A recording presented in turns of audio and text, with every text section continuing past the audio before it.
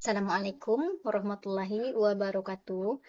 Perkenalkan, saya Sylvia Rani, NIM 8562650004.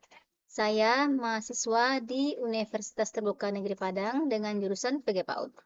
Di video kali ini saya akan mencoba untuk menjelaskan bagaimana filsafat ilmu mengawasi dan memperkuat eksistensi keilmiahan serta nilai-nilai dalam ilmu pendidikan. Kedua, bagaimana pendidikan yang bermakna dan bernilai turut memperkuat perkembangan filsafat ilmu. Yang ketiga, mengapa filsafat ilmu dapat disebut sebagai pisau analisis, ontologi, epistemologi, aksiologi dalam membedah persoalan-persoalan pendidikan. Keempat, contoh konkret penerapan filsafat ilmu dalam praktik pendidikan, misalnya dalam kebijakan, kurikulum, atau proses pembelajaran.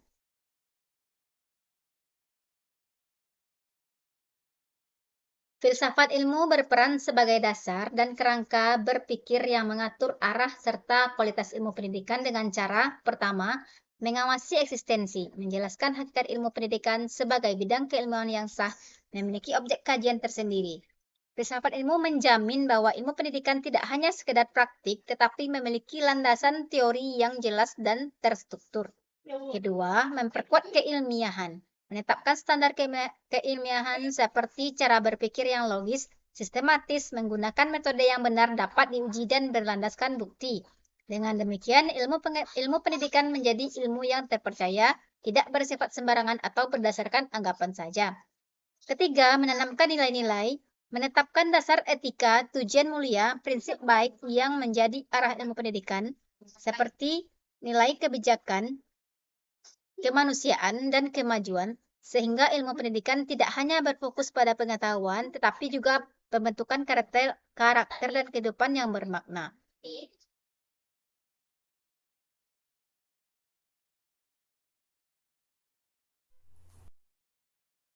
Pendidikan yang bermakna dan bernilai menjadi sumber pengembangan serta bukti nyata dari gagasan filsafat ilmu melalui tiga cara. Pertama, memberikan bukti dan pengalaman nyata. Praktik pendidikan yang berkualitas menjadi tempat menguji kebenaran teori dan konsep filsafat ilmu. Hasil dan pengalaman dari pelaksanaannya kemudian digunakan untuk menyempurnakan atau mengembangkan pandangan filsafat ilmu yang ada. Kedua, memperkaya kajian dan pandangan, masalah, tantangan, serta kebutuhan yang muncul dalam dunia pendidikan melahirkan pertanyaan-pertanyaan baru yang mendorong filsafat ilmu untuk terus berkembang, memperdalam kajiannya, dan mencari jawaban yang lebih tepat. Ketiga, menegaskan tujuan dan arah. Pendidikan yang bernilai mengingatkan kembali pada hakikat ilmu sebagai sarana untuk kebaikan dan kemajuan kemanusiaan, sehingga filsafat ilmu terus terarah dan tidak terlepas dari tujuan utamanya, yaitu memberikan manfaat bagi kehidupan.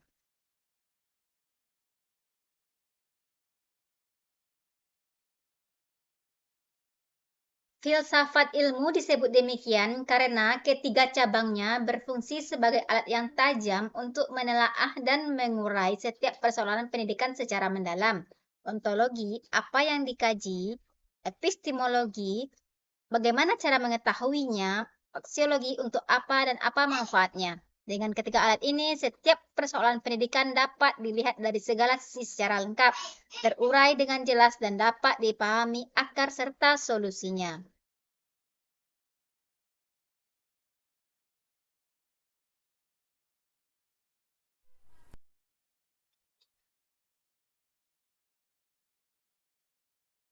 Contoh konkret penerapan filsafat ilmu dalam praktek pendidikan. Dalam kebijakan pendidikan, pertama, berdasarkan ontologi, kebijakan disusun dengan mempertimbangkan hakikat manusia yang unik, memiliki potensi berbeda, serta hakikat ilmu yang terus berkembang.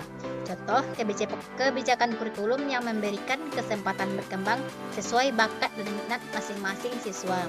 Kedua, berdasarkan epistemologi, kebijakan menetapkan standar metode pembelajaran yang benar, teruji, dan sesuai tingkat perkembangan siswa.